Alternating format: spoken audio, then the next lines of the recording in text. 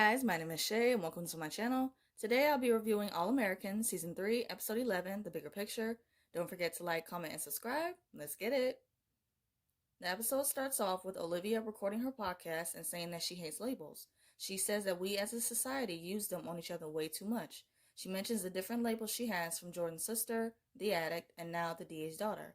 And I just really love how art is kind of imitating life because in real life, Samantha Logan, who plays Olivia, she has a podcast called We Got You, and it's pretty much about her giving kids advice who feel alone in life and just need advice about how to cope and just how to deal with certain things and pressures and just so many other things. So definitely you guys should check that out. It's an amazing podcast. Spencer is at Slauson Cafe and one guy asks him for a picture along with two other girls. As that scene is playing, Olivia is doing a voiceover saying that labels really give the whole picture about a person and that the whole picture makes a difference. Billy is talking with Romero, a recruiter from Texas Northern Tech, and watching Spencer practice on the field. They talk about how different things are with the kids having more exposure than they did growing up. Spencer comes over and introduces himself, and Romero asks him if he always works as hard. Spencer says that he gives 150% every time, and Romero is liking what he's hearing. Romero says that he can't wait to hear more about Spencer later on in their meeting. Spencer can't believe that this is happening, and Billy reassures him that he's got this. Olivia comes downstairs trying to get Jordan out of his funk from not being able to play football. He's just sitting on the couch, and he even has a beer going on, just playing video games. Jordan says that he hasn't heard from Simone after her parents found out about their marriage. Laura's on the phone trying to get their marriage annulled, and Billy asks her to speak privately. They go back and forth and disagree about how to handle the situation. Layla is helping Coop study, and she is distracted with her feelings about seeing that Olivia was struggling. Coop tells her that guilt weighs you down. It's best to find something positive to do about it or let it go. Layla apologizes and tells Coop to find another study partner, and she leaves. Dylan is talking with Jasmine. I immediately thought, I'm like, oh, Dylan got himself a girlfriend. How cute. But no, they're just friends. They're just friends. Grace comes to pick Dylan up, and Grace questions Jasmine about her parent picking her up. Jasmine says that she's waiting on her dad and that it must be due to traffic. D'Angelo shows up, and turns out he is Jasmine's father. A little awkward. Jabari, Nani, and Spencer are at his home, and they are talking about Texas Northern Tech. Jabari encourages Spencer and tells him to not worry and that he got this. Nani says that possibly because she shows him a photo on Instagram with Kim and Romero. Olivia and Joy are having coffee, and Joy asks her how is she doing. Olivia admits that she's had a tough morning and that it's hard to fight the urge to want to take something. Joy tells Olivia that she is being honest on her hard days and that is progress. Olivia says that she is going to go to a flower vigil for Tamika and says that she hopes her podcast will raise awareness. Joy tells Olivia that focusing on other people's problems can be addiction too. And I'm so glad that Joy is Olivia's sponsor because she is definitely going to give it to her straight. And that's what she needs right now. Spencer shows up and him and Joy catch up for a minute. And he thanks her for everything she did for him while he was in the hospital. And she definitely was like the only one looking out for him in the hospital while the others just didn't even care. So again, shout out to Joy. Spencer asks Olivia about Jordan and she says that he has been in the mood. Spencer says that he will keep trying to reach him and he leaves.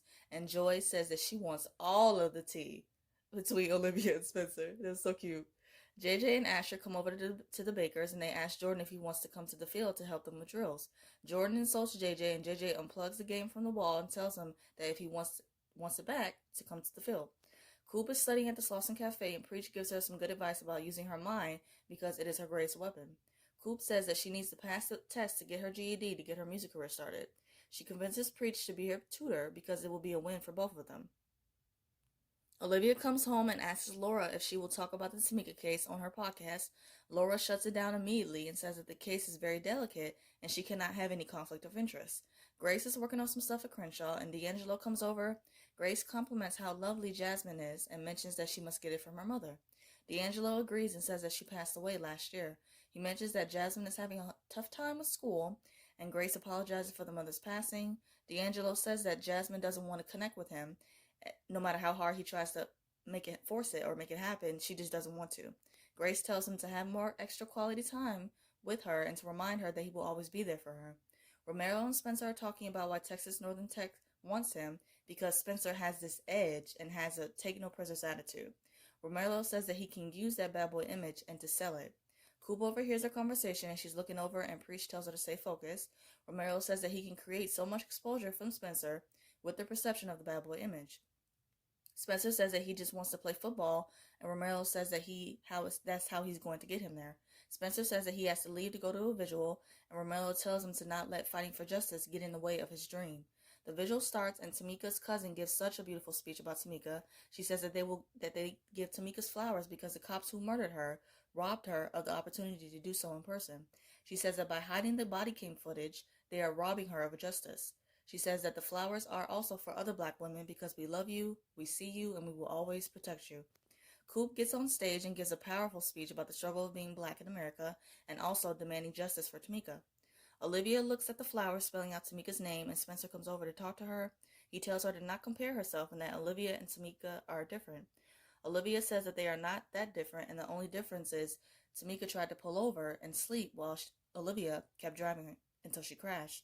She says that because she is the white DA's daughter, she got offered a ride home while Tamika got a death sentence. Spencer tells her that it is not her fault, and Olivia says that Tamika is not alive to fight for justice and that she owes that to her. Billy and Romero have a conversation about Spencer. Romero says that he needs to convince Spencer to lean into any image that will get him into the league. Billy says that the league needs somebody real like Spencer, and I agree, and that times have changed. Grace and Dylan are at the Slauson Cafe, and Dylan sees Jasmine and goes over to say hello to her. Grace and D'Angelo talk about how things are going with Jasmine, and he mentions how Jasmine has had a stomach ache all week. Jasmine is embarrassed and storms off, and Dylan goes to check on Grace's order.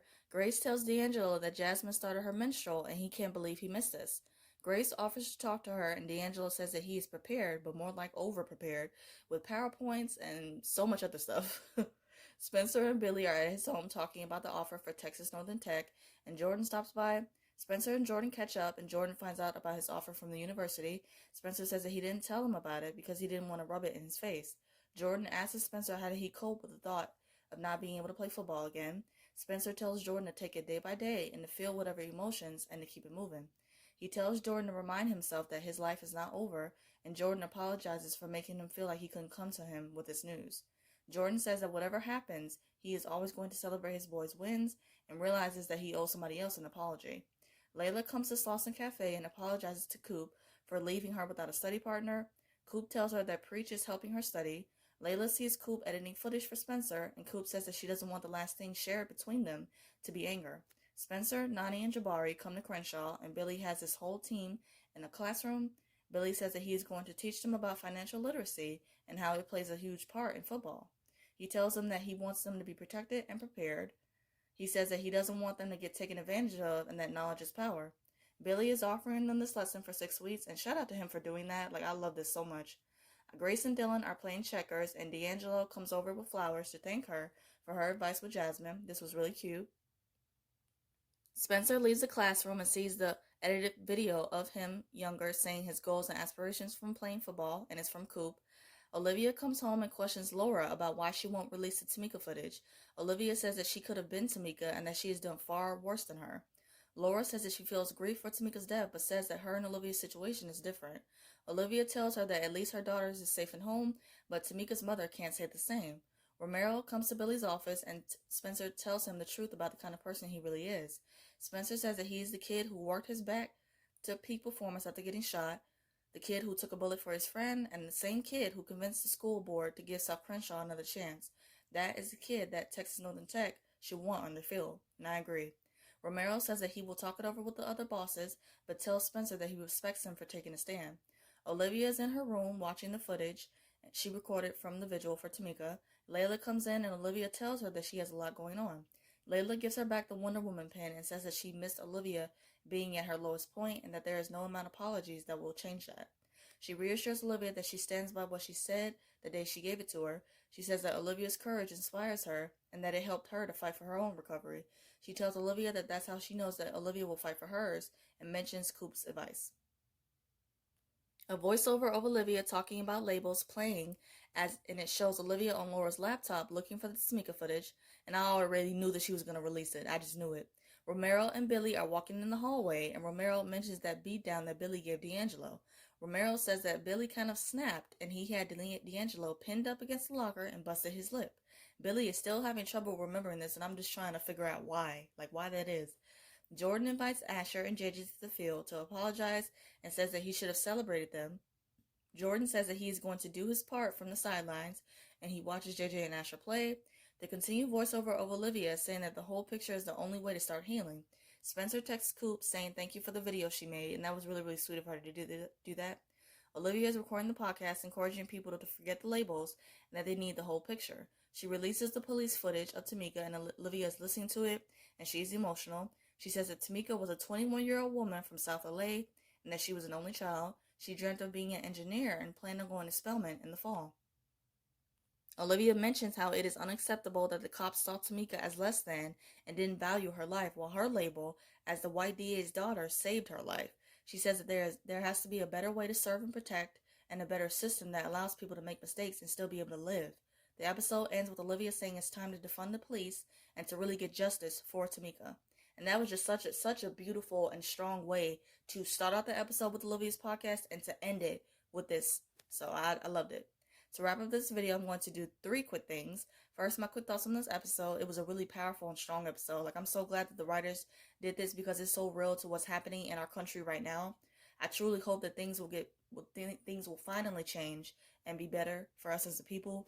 I would say the MVPs, personally, aside from Olivia and Spencer, I would give an MVP to Coop, Layla, and Jordan. I loved how all of them did something so selfless and reassured the people that they loved them with acts of service. This is what it's all about, so I love that. Second, my thoughts on next week's promo. Laura watching the news and asking how did they get the body cam footage, and Olivia confesses. Kia says that they can't stop fighting, and Spencer says that if they do nothing, asks when is it going to stop. I like how they're expanding more on this topic in next week's episode. Third, I'm going to do a quick rapid fire of the episode. Favorite scene, Olivia taking a stand and releasing Tamika's footage. I was so proud of her for doing that, and she absolutely did the right thing. Favorite quote, that's the kid TNT should want in their field by Spencer James. Love that. Favorite duo, Grace and D'Angelo. It was a nice change to see this side of D'Angelo as a father, so I'm not mad at it, and it was definitely cute to see. Favorite look, Olivia's entire look in this episode. I really love when Olivia has her hair pulled back and them baby hairs was laid. So it was really cute. My WTF moment, Romero having this perception of Spencer of being like this bad boy and saying that that is the person that they want to have at their university. Like, he didn't even really take the time to really get to know Spencer because he was just so fixated on this image of him being this bad boy and him getting shot. So, oh, that means that he's in the game. Like, no. So I didn't like that. I hope you guys enjoyed my review of All American. The show will be going on hiatus yet again, and new episodes will return on May 17th. I review other shows like Riverdale, Legacies, Good Trouble, and some other stuff. And if those interest you, please check out those videos on my channel and subscribe. I hope you guys have a great day, stay safe, and see you guys next month.